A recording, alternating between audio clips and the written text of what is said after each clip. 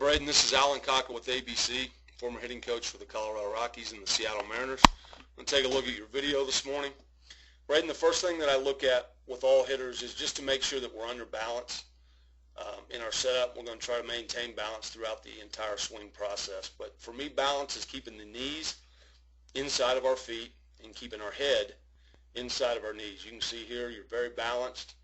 Your head and eyes are turned facing the pitcher. You're getting a good 3 o'clock, 9 o'clock look with your eyes to find the ball as early as possible.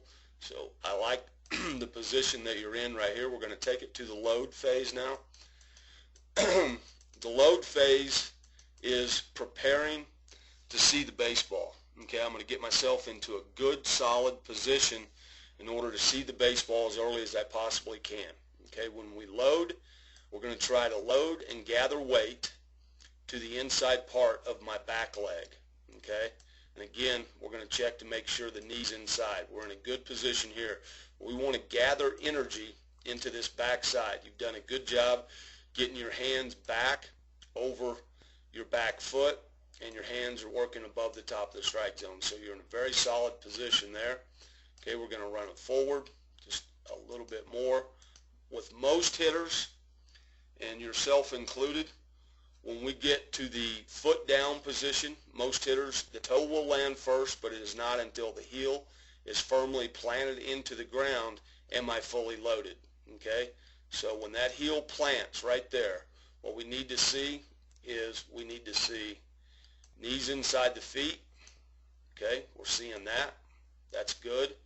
We need to see that our hips are square to home plate. We got just a little bit of leak early with this front hip. We're starting to come out just a little quick. Okay, and then I need to see good equal bend in both knees, which you're very, very good there. Okay, the other thing that I look for, Braden, is when we get to the foot down, okay, the toe will touch, the heel will plant. When I get to the foot down position, all right, I need to make sure that my stride foot is no more open than 45 degrees.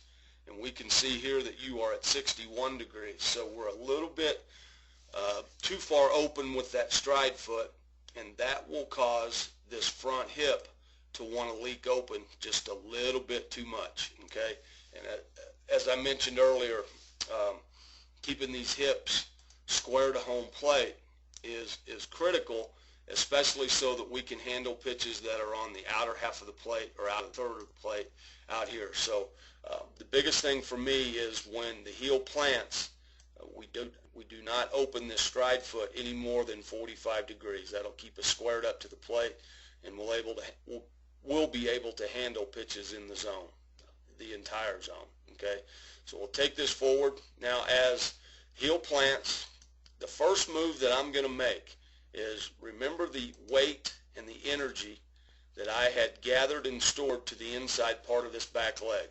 My first move with my lower half is going to be driving this knee forward. Okay, I'm going to drive it and transfer all that weight and energy into the inside part of the front leg. All right, my lower half provides direction to the ball. It also provides drive through the ball. So in a sense, my lower half is where my power is going to come from. So I want to see a drive with that back knee, as you're starting to see there. We're going to drive it into the front leg, okay, the inside thigh of the front leg. Okay, now the first move that we make with our hands is to drop the elbow into the slot, which is right off the rib cage and the back hip. All right, now the hands obviously are what we hit the ball with. So after I've started drive with my lower half, that elbow will drop down into the slot, and I'm going to get to what I call a connected position. The connected position is back shoulder, back elbow, and back hip are all in alignment. Okay, now from this position, I'm connected and I'm ready to take my hands forward in front of my body or just past my center of gravity and release the barrel to contact. Okay, let's see where you go. Okay, we run our elbow right here, gets just a little bit ahead of our power source, which is this back hip. Okay, and what this generally what this move will cause is the hands will drag behind my body just a little bit, and that barrel will come out and around the baseball just a little bit. All right, we'll kind of come in this direction. All right, from here I want my hands to be working in front of my center of body, so I have a straight line with my bat and my hands running in front of my body just like this. Okay, let's see what happens. We're dragging the elbow, the bat's dragging. Now see how the barrel of the bat is starting to release out here. This is a position where, again, I'd like to see the hands and the barrel of the bat lagging behind those hands so that I can release the barrel at contact. Okay, we'll run forward. We'll run forward. We get to contact. All right, I see some good things at contact. See your head and eyes looking right down the barrel. I see palm up, palm down at contact, which again is a good strong position to be in. I see a good full backside turn right here with your backside. Your back foot is turned, heel to the sky. All of that is good. The one thing that I think that we could clean up, we'll just run it forward past contact, okay, is an extension. Because our front side has come out just a little bit, our extension is going to start to work in this direction, this way, and maybe even pull the hands, might even be pulling across here. Let's take a look. Now we start to pull our hands across, and we can see our extension is more that way. I'd rather see back here at contact,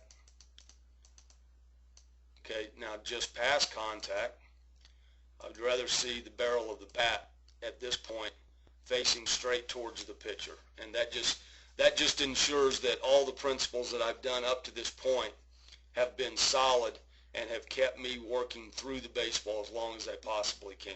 All right, I'm going to run this forward to your finish. You finish under balance extremely well. So that part is very good. Your balance is very good. One thing I think where we could clean all of this up is mainly with this stride foot. Okay, when we get to the loaded heel plant position, is keep this stride foot right here more at a 45-degree angle. Okay, and that's going to keep this front hip from wanting to leak open just a little bit. All right, that's the biggest thing for me. Now, as we get into the connected position, once we get to right here, shoulder, elbow, and back hip are in alignment.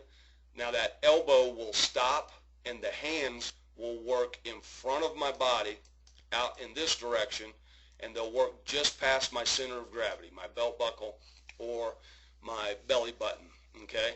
And that's going to allow for the extension and the bat speed to go through the baseball. So how do we clean all this up? What I would do is I would set a tee on the outside part of the plate, maybe outside outer half, outer third, okay? And I would just slow down, and I would get to the heel plant loaded position, okay? I would make sure that I'm at a 45. I've got good equal bend in both knees, okay? I would make sure that this hip right here is not wanting to start to leak open a little prematurely. And then I would go to the connection. I'd drop my elbow down into the slot, and I'd make sure that my shoulder, my elbow, and my back hip were all in alignment, okay, right there. And now from here, all I want to do is take my hands and pull my hands in front of my body, okay, and release the barrel of the bat right here. Release the barrel of the bat so I'm getting good extension through the baseball. Okay, if we're doing this drill in a cage, we'll be hitting it through the right side. If we do this drill on the field, we'll be hitting line drives through the second baseman or line drives into right center. And I just think that those few things will help you become a better hitter to cover the entire strike zone and handle all the pitches that you need to handle. All right, buddy? I want to thank you for coming to our camp, and best of luck.